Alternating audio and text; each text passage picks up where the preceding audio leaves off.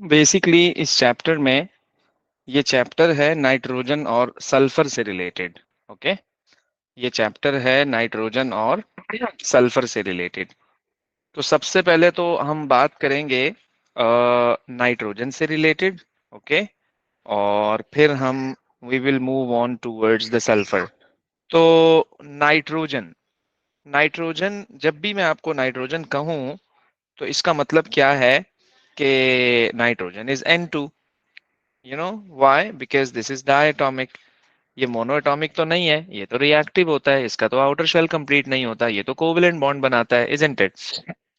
हाँ, जो noble gases होती हैं उनके आउटर शेल कंप्लीट होते हैं, वो अनरिएक्टिव होती हैं, वो कोई कोवेलेंट बॉन्ड नहीं बनाते हैं, वो हमेशा सिंगल होते हैं। बट जैसे O2 हो गया, N2, F2, Cl2, Br2, I2, At2, so they are all are diatomic, you know, they all are diatomic। तो नाइट्रोजन के प्रोटॉन नंबर की अगर मैं बात करूं तो नाइट्रोजन का प्रोटॉन नंबर इज 7। नाइट्रोजन का प्रोटॉन नंबर कितना है? 7 है।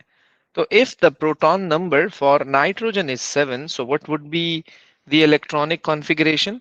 So that's gonna be 1s2, 2s2 and 2p3। ऐसे ही है नाइट्रोजन की इलेक्ट्रॉनिक कॉन्फ़िगरेशन। तो आप देखो कि इसके जो आउटर शेल है, it's going to have it's going to have 5 electrons, isn't it? It's going to have 5 electrons like that। तो 5 electrons का मतलब ये है it needs 3 more electrons to complete its outermost shell, okay, to complete its orbital, or I can say, okay, because this is 2p3, if I would be making this 2p3 orbital, so I would be drawing in such a way that I'm going to zoom it. I'm going to zoom it so you will see that uh, see this one. I'm going to zoom it. So this is called the 2p orbital.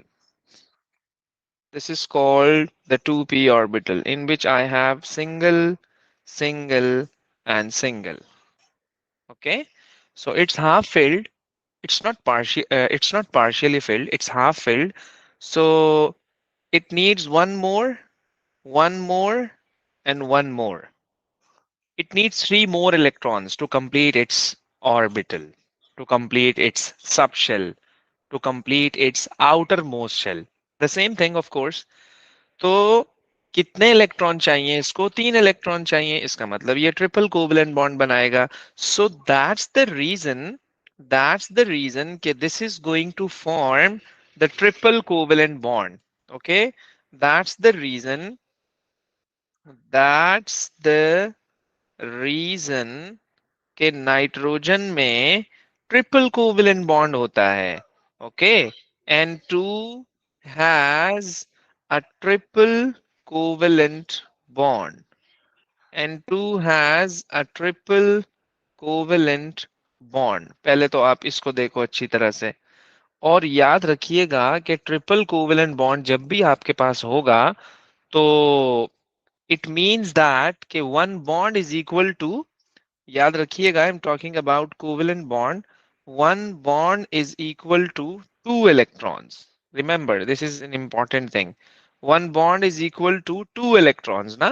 Okay, so I mean to say कि if this is a covalent bond, so that's gonna be this electron and this is like that। Okay, तो ये इस तरह से electrons shared होते हैं ना between the two elements in a covalent bond। Electrons are not transferred, they are shared between the non-metals। so this is called covalent bond। So means that nitrogen is going to have a triple covalent bond। So if one bond is equal to 2 electrons, so what about the 3 bonds? What about the 3 bonds? So 3 bonds are equal to 6 electrons।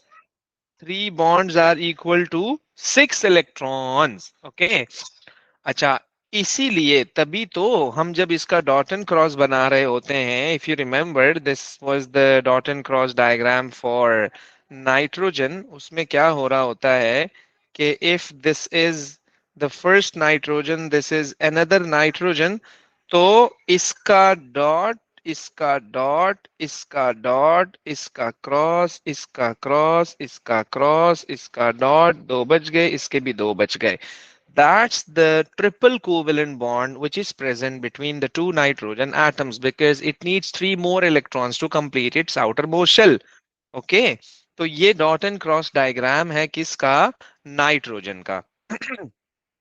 अच्छा, triple covalent bond को अगर मैं इस तरह से represent कर दूं, so the same thing, है ना, the same thing, three lines. क्योंकि covalent bond is represented by the lines. Covalent bond is represented by the lines. One line is equal to one bond. Two lines, two bonds. Three lines, three bonds. So this is the triple covalent bond. And remember, this bond is very strong bond. You know, this bond is very, this bond is very strong bond or very strong bond. Okay, more energy is required. More energy A is required. मतलब kind of हम कह सकते हैं, वैसे तो वो बात अपनी जगह बिल्कुल सही है कि covalent bonds are weak bonds as compare to ionic. लेकिन पहले सिंगल बॉन्ड बना, फिर डबल बॉन्ड बना, फिर ट्रिपल बॉन्ड बना, तो जब आप इसको ब्रेक डाउन करोगे तो इतना आसान तो नहीं होगा. तीन बॉन्ड तोड़ने जा रहे हो आप, it means that more energy would be required. Okay, तो ये स्ट्रॉन्ग बॉन्ड है, डिफिकल्ट टू ब्रेक डाउन है, वेरी स्ट्रॉन्ग बॉन्ड है, डिफिकल्ट टू ब्रेक डाउन है. ओके, डिफिकल्ट टू ब्रेक है. और दैट्स द रीजन के nitrogen is unreactive. Therefore therefore we generally say that N2 is unreactive. N2 is unreactive. Okay. और अगर वो आपसे इनर्टनेस का रीजन पूछे इसका कि यार why nitrogen is inert, why nitrogen is unreactive, so I would say that I would say that nitrogen has a triple covalent bond and it's a strong bond, so more energy would be required to break down the bond. So that's the reason we can say that nitrogen is unreactive. Near to, of course, because more energy would be required, तो हम कह सकते हैं ना कि this is unreactive. Okay, सो ये reason है इसका. अच्छा जी, फिर हमारे पास क्या है? आइए जरा आगे. इसके बाद फिर हमारे पास आता है कि नाइट्रोजन जो जनरली मॉलिक्यूल फॉर्म कर रहा होता है, वो कौन से होते हैं, या काइंड ऑफ आप मॉलिक्यूल कह लो या आप आयॉन्स कह लो. तो नाइट्रोजन जब हाइड्रोजन के साथ रिएक्शन करता है ना, तो वो बनाता है अमोनिया. Isn't it? वो क्या बनाता है? अमोनिया. तो अगर मैं आपको कहूं कि रिएक्शन रिएक्शन किसका? Reaction of nitrogen with hydrogen. Reaction of nitrogen with hydrogen. और ये तो बड़ा पुराना प्रोसेस है. Hopefully you know the name of the process. That was that was Haber process. That was Haber process, है ना, जिसमें अगर आपको याद हो बैलेंस केमिकल इक्वेशन हम क्या लिखते थे? N2 + 3H2 और 2NH3. ये हमने इक्विलिब्रियम में भी डिस्कस की थी इक्वेशन, काफी फेमस इक्वेशन है. तो इसमें क्या हो रहा होता है कि नाइट्रोजन रिएक्ट कर रहा होता है हाइड्रोजन से. चूंकि इक्विलिब्रियम रिएक्शन है तो हमें इससे तो कोई लेना देना नहीं है, खैर. तो आपके पास बनता है अमोनिया गैस. आपके पास क्या बनता है? Ammonia gas. इसका मतलब यह है कि नाइट्रोजन का जो मॉलिक्यूल है, मतलब इटसेल्फ, एक तो N2 है और दूसरा अमोनिया भी है. क्या कहते हो? तो अमोनिया क्या करता है? अगर मैं अमोनिया को फर्दर डिस्कस करूं, तो याद रखिएगा कि अमोनिया के पास एक लोन पेयर है. इसको मैं अगर फर्दर डिस्कस करूं ना, तो ammonia ammonia has one loan pair of electron. यानी अमोनिया की जब भी मैं बात करूं, तो इसका मतलब भाई मैं नाइट्रोजन की बात कर रहा हूं जो कि प्रेजेंट है अमोनिया में, और उसके पास दो इलेक्ट्रॉन है। ओके। तो ये जो लोन पेयर इसका है, इस लोन पेयर की प्रेजेंस की वजह से आपको पता है कि ये डेटिव बॉन्ड बना रहा होता है ना। ये क्या बना रहा होता है? ये डेटिव बॉन्ड बना रहा होता है।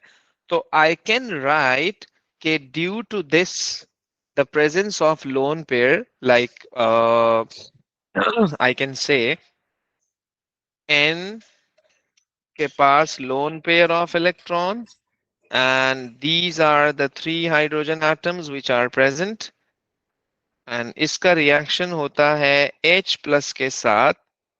तो H plus needs, of course H plus needs two electrons, क्योंकि देखो वैसे ही हाइड्रोजन के पास एक इलेक्ट्रॉन है, और पॉजिटिव साइन आने का मतलब यह है कि वो बेचारा एक इलेक्ट्रॉन था वो भी चला गया।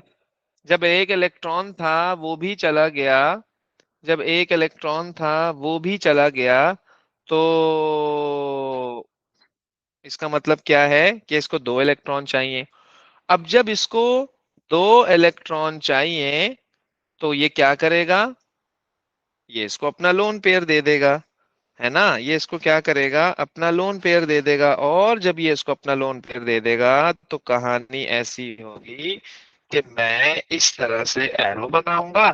This arrow is going to represent the dative covalent bond, और बाकी जो मेरे पास हाइड्रोजन होंगे मैं उनको एज इट इज लिख दूंगा। तो अब ये जो आपको नजर आ रहा है, ये क्या है? This is called ammonium. This is called ammonium, याद रखिएगा। तो ये भी एक नाइट्रोजन का ही, आप कह लो कि सब पार्ट है, आयन कह लो आप इसका नाइट्रोजन का। मॉलिक्यूल तो इसका हो गया अमोनिया। ओके। अच्छा, ये आपके पास बन गया अमोनियम। ओके जी। अच्छा, अब अगर मैं आपसे पूछूं कि नाइट्रोजन की नेचर क्या है, जो अमोनिया में आपके पास नाइट्रोजन लगा हुआ है उसकी नेचर क्या है, तो याद रखिएगा अमोनिया इज अ बेस। याद रखिएगा ammonia is a base. Okay. क्यों ammonia is a base? Because it's going to donate its lone pair of electron. देखो हम एसिड और बेस को डिफरेंट वे में डिफाइन कर सकते हैं ना, कि acid is a proton donor, base is a proton acceptor, acid is a lone pair acceptor, base is a lone pair donor. So it's going to donate its lone pair of electron to the H positive ion. So means that I can say that ammonia is a base. Okay. तो मैं यहाँ mention कर देता हूँ कि over there ammonia is acting as a base. Ammonia is acting as a base. आप इसको यूं भी देख सकते हो कि ये प्रोटॉन एक्सेप्ट कर रहा है। आप इस तरह से भी कह सकते हो ना इसको, कि I can write that it is going to accept proton. Okay. Accepting proton, proton बोले तो H पॉजिटिव आयन। तो इसलिए मैं इसको कह रहा हूं कि ये बेस है, इसलिए इसको कह रहा हूँ ये बेस है, सिंपल सी बात है। और प्रोटॉन एक्सेप्ट करने के बाद ये क्या बना रहा है? डेटिव बॉन्ड बना रहा है। और जो आपके पास अमोनियम बना है ना, जो आपके पास अमोनियम बना है, तो क्या कहते हो कि इस अमोनियम की नेचर क्या होगी? अमोनियम की नेचर क्या होगी? देखो NH4 पॉजिटिव, ये जो आपके पास अभी आयन बना है ना, इसको मैं यूं भी कह सकता हूं ना कि दिस इज NH4 पॉजिटिव। याद रखिएगा ये जो NH4 पॉजिटिव है, this is called conjugate acid. अब आप बोलोगे ये क्या आ गया भाई? है भाई, देखो इसके पास आ गया एक्स्ट्रा प्रोटॉन, बात को जरा गौर से सुनिएगा। इसके पास क्या आ गया? Extra proton. तो ये तो उसको लूज करेगा इजीली, क्या कहते हो? तो इसलिए इसकी नेचर क्या हो गई? एसिडिक नेचर हो गई। तो अब ये जो एसिडिक नेचर का अमोनियम है ना, तो पता है ये किसके साथ रिएक्ट करता है? ये रिएक्ट करता है बेसिस के साथ, क्योंकि इसकी नेचर एसिडिक है, क्योंकि इसके पास प्रोटॉन है। जब इसके साथ प्रोटॉन है तो ये डोनेट करेगा अपना प्रोटॉन। ओके, तो मैं इसकी नेचर आपको बता रहा हूं, याद रखिएगा। तो जो आपके पास अभी NH4 पॉजिटिव बना है, it is called conjugate acid. It is called conjugate acid. Okay, because it can donate. It can donate proton easily. Can donate proton easily. तो ये एसिडिक नेचर का हो गया। तो ये किसके साथ रिएक्ट करेगा? ये किसके साथ रिएक्ट करेगा? ये अमोनियम बेसिस के साथ रिएक्ट करेगा, क्योंकि इटसेल्फ अब इसकी नेचर जो हो गई है वो एसिडिक हो गई है। अच्छा, यही रीजन है कि हम पता है क्या कर रहे होते हैं इसके ना, हम डिस्प्लेसमेंट रिएक्शन डिस्कस, बोलो। सर ये एन से एच की तरफ आपने एरो क्यों बनाया हुआ वैसे? देखो, that's why I have asked कि हाइड्रोजन को कितने इलेक्ट्रॉन चाहिए। I said 2। पहले तो आप ये देखो क्या वाकई में इसको 2 इलेक्ट्रॉन चाहिए या नहीं। चाहिए 2 इलेक्ट्रॉन। तो अमोनिया का पास जो लोन पेयर ऑफ इलेक्ट्रॉन है, वो अपना लोन पेयर उसको दे रहा है और डेटिव बॉन्ड बना रहा है। उसने डेटिव बॉन्ड बना लिया। NH4 प्लस आयन आपके पास कैसे बना? जब अमोनिया ने हाइड्रोजन से रिएक्ट किया। जी ये तो ठीक है, तो जब एक पूरा इलेक्ट्रॉन पेयर दे रहे हैं हम, ओके, बेसिकली जब डेटिव बॉन्ड बन रहा है तो हमने एरो से शो करना है उसे। dative bond is represented by an arrow. Okay. Covalent bond is represented by the line. Ionic bond is represented by the charges. These are the representations. Hydrogen bond is represented by the dotted lines. If you remember when we were discussing IMF, तो हर एक की एक particular representation है, याद रखिएगा। Okay, अच्छा मैं इसकी नेचर को जरा आपको समझाने की कोशिश कर रहा हूं कि we generally discuss displacement reaction. We generally discuss displacement reaction. जरा देखिएगा गौर से, इट्स एन ओल्ड रिएक्शन, ये कोई मतलब नया रिएक्शन नहीं है। यू नो, बिफोर, अभी उसको हम रिकॉल कर लेते हैं। This is displacement reaction. What is displacement reaction? Displacement का कॉन्सेप्ट आपको हैलोजन से भी आया होगा, व्हेन आई टोल्ड यू कि more reactive halogen can displace the less reactive halogen. अच्छा, अब होता इसमें क्या है जरा देखिएगा बेटा। मैंने लिया अमोनियम सल्फेट और मैंने इसका रिएक्शन कराया कैल्शियम हाइड्रोक्साइड के साथ। गौर से देखते रहिएगा। जब मैंने इसका रिएक्शन कराया तो मुझे एक तो प्रोडक्ट मिला कैल्शियम सल्फेट, दूसरा मुझे प्रोडक्ट मिला NH3, तीसरा मुझे प्रोडक्ट मिला वाटर। ये बैलेंस केमिकल इक्वेशन मैंने आपके सामने लिख दी है, आप इसको अच्छी तरह से देख लो। अच्छा, मुझे बता सकते हो कि why this reaction is a displacement reaction? Yes.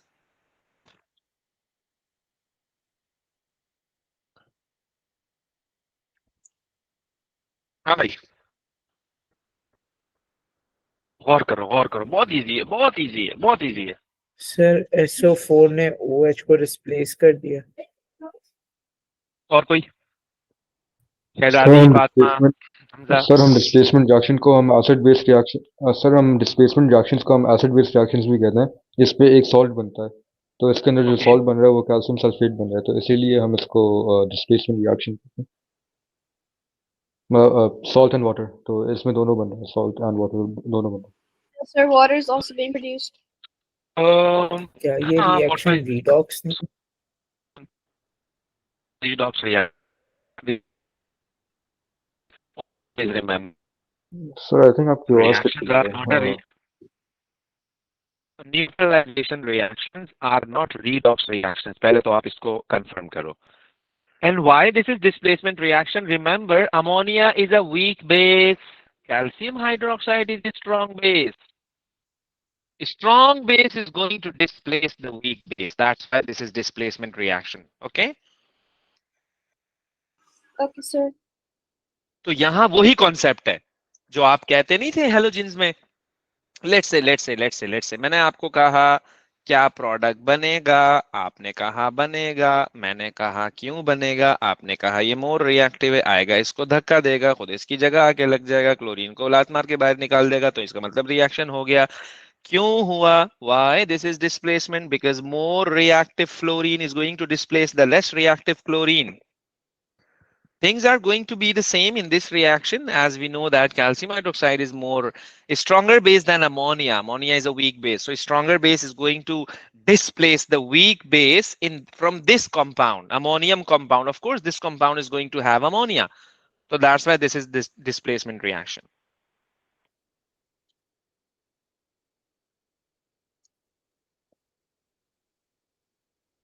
Okay, so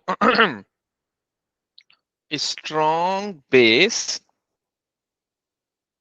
that is, of course, calcium hydroxide displaces weak base. To be specific, in this case, strong base is calcium hydroxide. In this case, strong base is calcium hydroxide. And I am going to write it down. This is calcium hydroxide, or the weak base is ammonia. The weak base is what? It's ammonia, right? तो भाई तभी displacement reaction is possible. वैसे by the way, आप इसका reaction अगर उससे भी करते ना,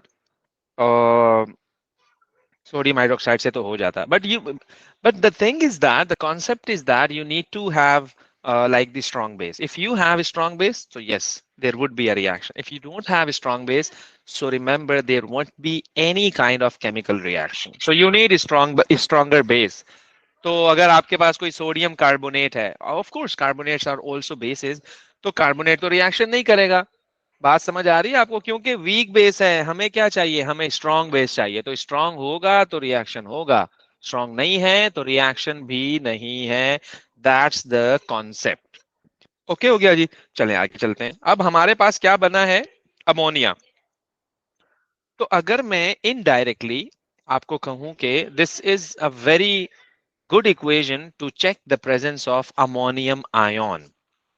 देखो, you can't check directly, you can't check directly the presence of ammonium ions. Remember, this is very important point. The thing is that I would be doing a chemical reaction. The reaction is going to release a wait. The reaction is going to release ammonia.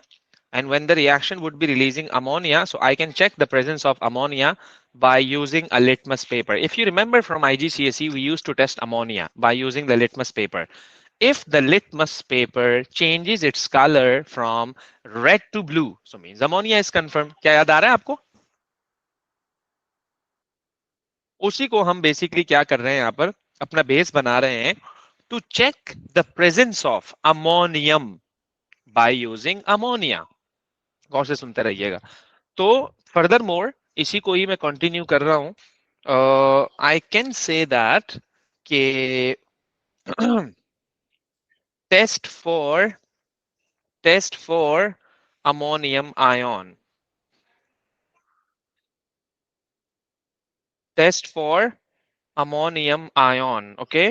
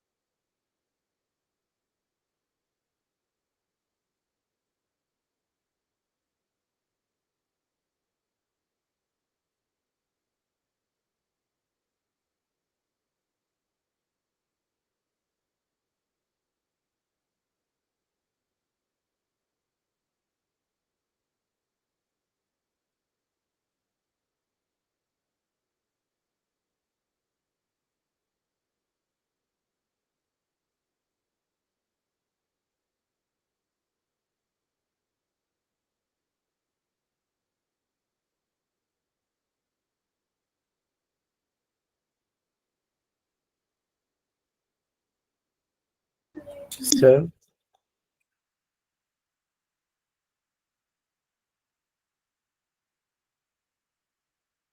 Sir, mute.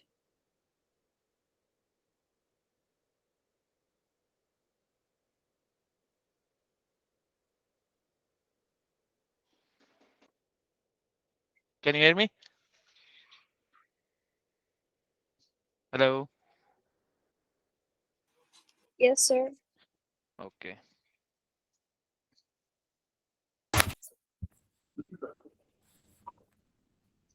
Okay. So I was saying कि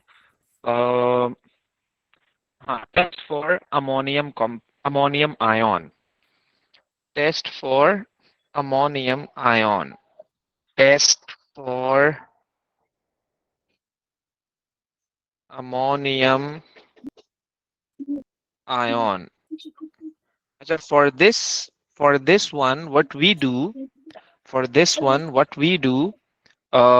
we have to please mute your mic. What we have to do, let's say I have a test tube, this one.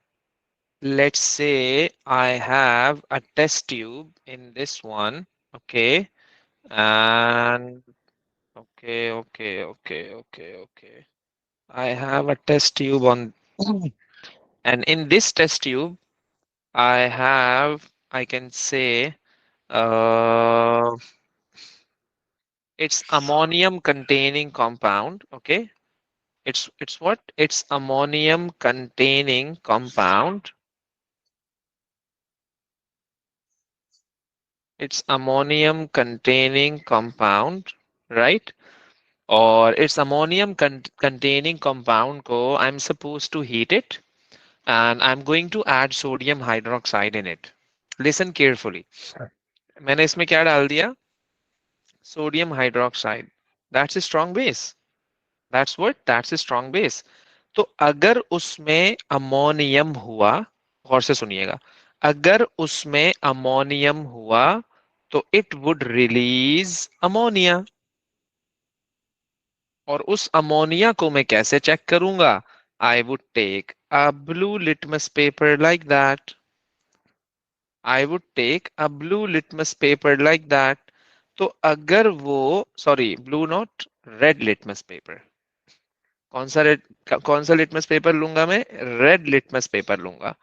तो red litmus paper मैं जब लूंगा, अगर red litmus paper turns blue, अगर red litmus paper what turns blue, so what does it mean? Ammonia is present. और अगर ammonia gas निकली तो मतलब अमोनियम से आई है. तो अमोनियम कंफर्म हो रहा है यहां पर, याद रखिएगा मेरी बात. ओके. तो इसलिए हम क्या कर रहे होते हैं, we generally take a damp red litmus paper. I'm supposed to write it. Okay, it's called damp red litmus paper. When it's damp and red litmus paper, so when ammonia gas will be escaping from this reaction mixture, and it would be absorbing in this litmus paper.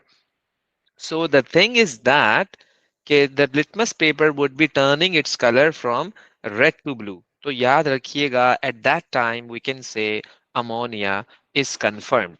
Or in fact, in short, indirectly ammonium is confirmed. That's why.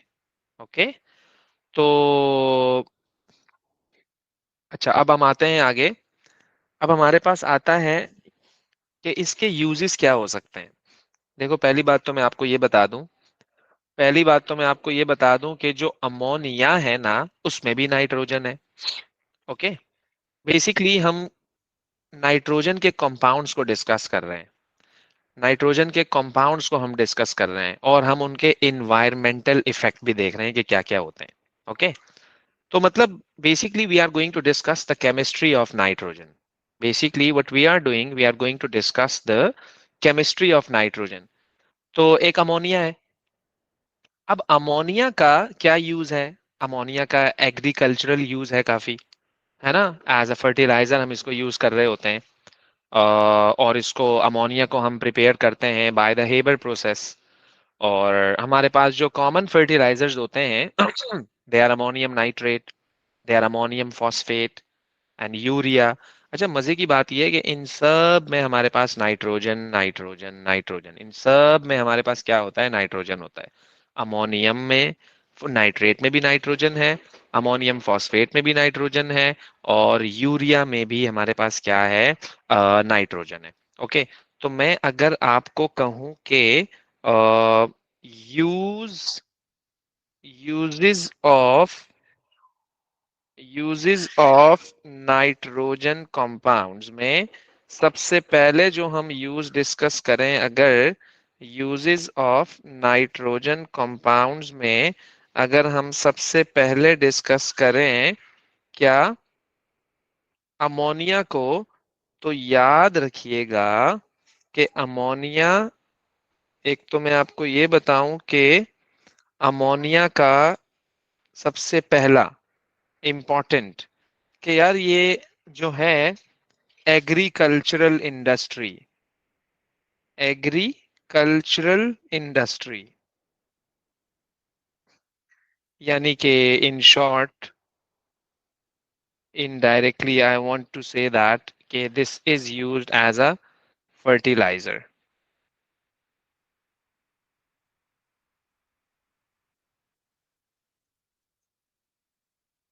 used as a fertilizer।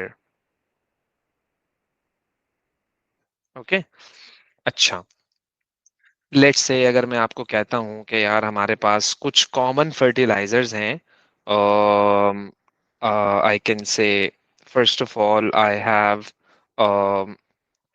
ammonium nitrate like NH4 and NO3, that's ammonium nitrate. And another one we have ammonium and phosphate, and another one I have urea. ये तीनों चीजें जो आपको नजर आ रही हैं ना, इन तीनों में हमारे पास क्या है, they are they are what, they are nitrogen containing. Okay, they are nitrogen containing, they are what, they are nitrogen containing. तो काइंड ऑफ कह सकते हो कि यार ये अमोनियम के कंपाउंड का एक यूज है। अच्छा, फिर हम आते हैं, एक और भी नाइट्रोजन का कंपाउंड है, that is what, that is nitric acid which is HNO3।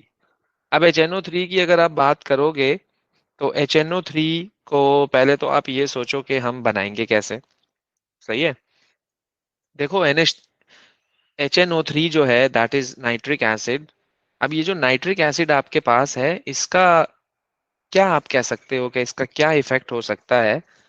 सबसे बड़ा इफेक्ट तो आप एसिड रेन देख लो, सबसे बड़ा इफेक्ट तो आप इसका क्या देख लो, एसिड रेन देख लो आप। ओके, तो लेकिन नाइट्रिक एसिड तक हम पहुंचे कैसे, so let me tell you this one, के HNO3 that is nitric acid. Okay, so इसको हमने प्रिपेयर कैसे किया, सबसे मैंने तो आपको अमोनिया का बता दिया कि यार ammonia can be prepared by the Haber process, वो मैंने इक्वेशन आपके सामने लिख दी। वो कंडीशंस होती हैं, आयरन कैटलिस्ट था उसमें, टेम्परेचर था, प्रेशर था, मतलब खैर हम उस पर भी नहीं जा रहे हैं। तो मैंने आपको ये बता दिया कि अमोनिया जिसका यूज मैंने आपको बताया कि कॉमन फर्टिलाइजर्स में यूज होता है ये, तो वो कैसे प्रिपेयर, ऐसे ही हम नाइट्रिक एसिड को भी डिस्कस करेंगे। तो याद रखना कि अमोनिया जब रिएक्ट करता है ऑक्सीजन के साथ, अमोनिया जब रिएक्ट करता है ऑक्सीजन के साथ, तो वो बनाता है NO, और वो बनाता है H2O। ओके, बैलेंस कर लेते हैं इसी तरह हम, ये 5 हो जाएगा और ये आपके पास 4 आ जाएगा और ये आपके पास 6 आ जाएगा। पहले तो आप ये देखो अच्छी तरह से। ओके, अच्छा, अब ये जो NO आपके पास बना है ना, ये NO क्या करता है, ये रिएक्ट करता है O2 के साथ। ये किससे रिएक्ट करता है, O2 के साथ। और मजे की बात यह है कि ये एक इक्विलिब्रियम रिएक्शन है और ये बनाता है NO2। इक्वेशन को बैलेंस कर लेते हैं, मैंने यहाँ पे लगा दिया 2, सेट हो गया। अच्छा, अब ये जो आपके पास NO2 बना है ना, ये दोबारा से एक कंपाउंड फॉर्म करता है, that is called N2O4, that is called N2O4। Okay, हो गया। और ये जो आपका N2O4 है, ये फिर रिएक्शन करता है H2O में, और आपके पास बन जाता है क्या? और आपके पास बन जाता है क्या? 4HNO3। और आपके पास क्या बन जाता है? 4HNO3। सही है। या आपके पास क्या बन गया? Nitric acid. ये है नाइट्रोजन का कंपाउंड, एक अमोनिया था और एक आपके पास क्या है? नाइट्रिक एसिड आ गया। ओके। अच्छा, अब हम इसके थोड़े से इन्वायरमेंटल इफेक्ट डिस्कस कर लेते हैं। जैसे नाइट्रिक एसिड में आपके पास नाइट्रेट है, तो एक तो बात ये है कि नाइट्रेट दैट इज NO3, मजे की बात है ये भी NO3 है, इसमें भी नाइट्रेट है, और अमोनिया का अमोनियम भी है इसके अंदर। देखो, अगर आप इन नाइट्रेट्स को फर्टिलाइजर में यूज करते हो तो that's okay, that's good thing for you, for us, for everything, for everyone. लेकिन अब अगर आप इसका मिस यूज करते हो, आपको लाइक सही से आप इसका यूज नहीं कर रहे हो, तो उसके कुछ इन्वायरमेंटल इम्पैक्ट्स हो सकते हैं। सही है ना? जैसे कि अगर मैं आपको एक मोटी मोटी बात कहूं कि हमारे पास अमोनियम नाइट्रेट जो है, ये प्लांट्स की ग्रोथ में बड़ा इंपॉर्टेंट रोल प्ले करता है। ओके, अमोनियम नाइट्रेट की बात कर रहा हूं मैं।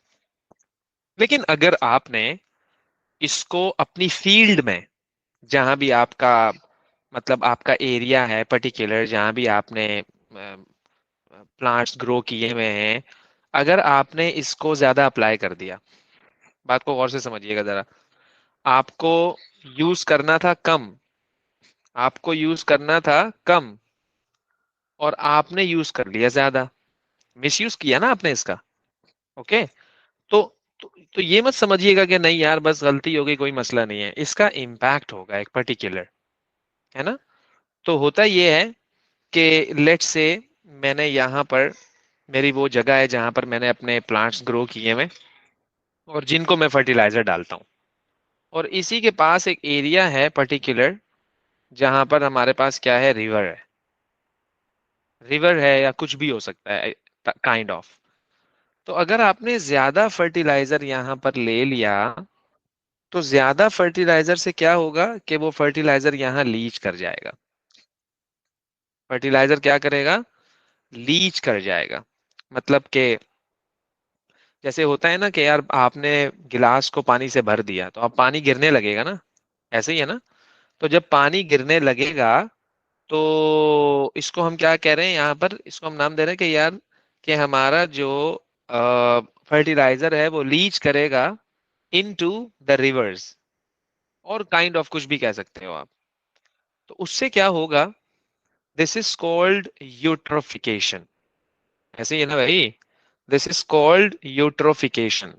अब यूट्रोफिकेशन को फर्दर अगर मैं इसको थोड़ा सा इजाजिरेट करूं, सो बेसिकली होता ये है कि आपने देखा होगा कई दफा कि पानी की सरफेस पर ग्रीन ग्रीन से एक सब्सटेंस नजर आ रहा होता है, एल्गियल ग्रोथ जिसे हम कह रहे होते हैं।